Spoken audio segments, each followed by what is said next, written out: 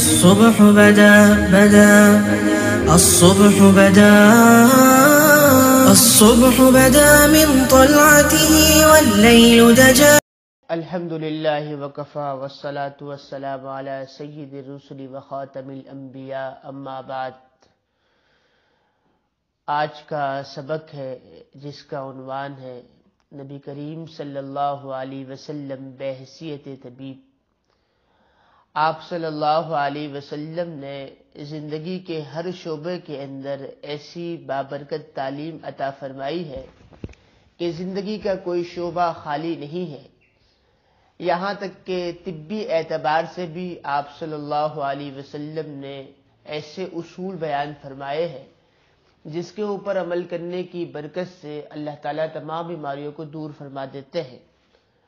ویسے تو موسم کے لحاظ سے، آب و ہوا کے اعتبار سے، خطے کے اعتبار سے اور بیماری کی نوعیت کے اعتبار سے علاج کے اندر فرق آتا رہتا ہے.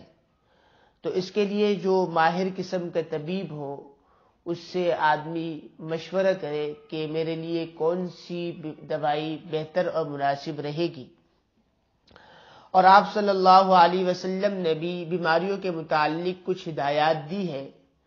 حدیث میں آتا ہے کہ آپ نے فرمایا کہ بیماریوں کا جو مرکز ہے معدہ ہے، اور مثال دیتے ہوئے فرمایا کہ معدے کی مثال ایک تالاب کی مانند ہے، اور انسان کے جسم کے اندر جتنی بھی رگیں ہیں وہ ساری رگیں اس کے ساتھ تعلق رکھتی ہیں.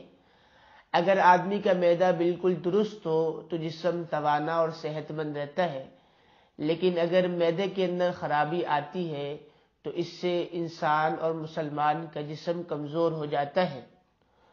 اور ایک اور جگہ ارشاد فرمایا کہ ایک بیماری دوسرے بیماری کو لگتی نہیں ہے، دوسرے کو بیماری وہ نہیں لگتی. ایک صحابی نے پوچھا یا رسول اللہ کہ ہم تو اپنے وہ بکریہ جو ہے اس کو، جس کو خارش لگی رہتی ہے، اس کو ہم ریوڑ کے اندر چھوڑ دیتے ہیں تو اس کی وجہ سے تمام بکریوں کے اندر خارش لگ جاتی ہے. آپ نے فرمایا کہ پہلی بکری کو خارش کس نے لگائی تھی؟ اللہ رب العزت نے لگائی تھی. تو اس کی وجہ سے یہ ایک تاثر ہمارے ذہنوں کے اندر ہے کہ ایک بیماری دوسرے شخص کو لگ جاتی ہے. یہ تاثر بالکل غلط ہے اور اسلام کی تعلیمات کے خلاف ہے.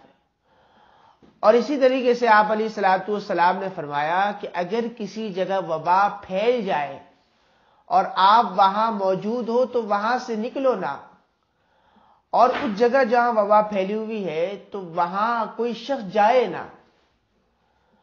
اور فرمایا کہ جعلی جو ڈاکٹر ہوتا ہے، جو ماہر اس فن کا نہیں ہے، وہ اگر کسی کا علاج کر لیتا ہے اور اس سے نقصان ہو جاتا ہے تو وہ سارا نقصان جعلی ڈاکٹر کے اوپر ہوگا. اور حدیث شریف میں یہ بھی تعلیم دی اللہ کے نبی صلی اللہ علیہ وسلم نے کہ اگر کوئی بیمار ہو جائے تو اس کو چاہیے کوئی ماہر قسم کا جو ڈاکٹر ہو اس کے پاس جا کر دوائی لے لے، اس سے جا کر اپنا علاج کروائے. تو یہ تو بیماریوں کے متعلق کچھ ہدایات تھی. اب آپ صلی اللہ علیہ وسلم نے علاج بھی بتلائے ہیں، بیماریوں کے علاج بھی بتلائے ہیں. حدیث میں آتا ہے کہ جو مسلمان، جو شخص مہینے کے اندر ایک دفعہ شہد کھا لیتا ہے تو اللہ رب العزت اس کو جادو سے اس کی حفاظت فرما دیتے ہیں. اگر جادو ہو بھی تو اللہ تعالیٰ اس کو ختم فرما دیتے ہیں.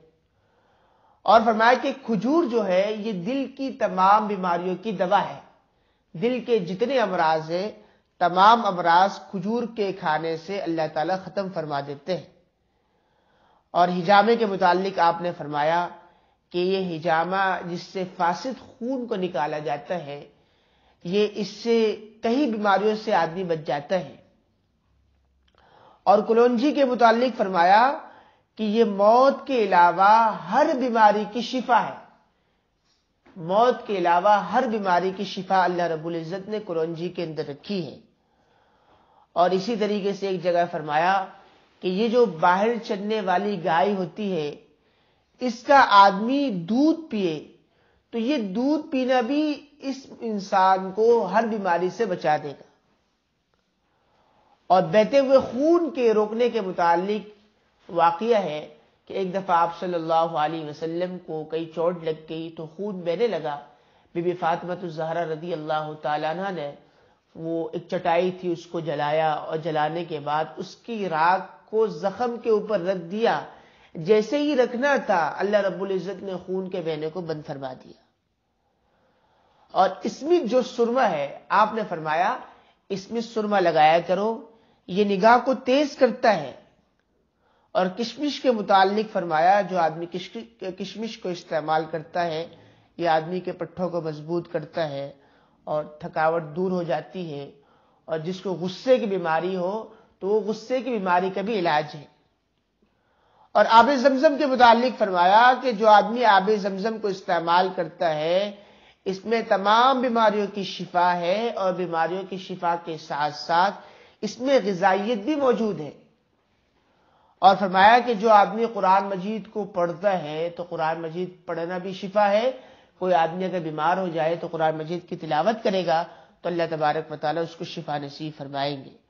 تو یہ کچھ ہدایات تھی. اگر ان ہدایات کے اوپر ہم عمل کرنے والے بن جائیں تو اللہ رب العزت ہمیں تمام بیماریوں سے، جو موذی اور مہلک قسم کی بیماریاں ہیں، اللہ تعالیٰ تمام بیماریوں سے ہم سب کی حفاظت فرمائیں گے.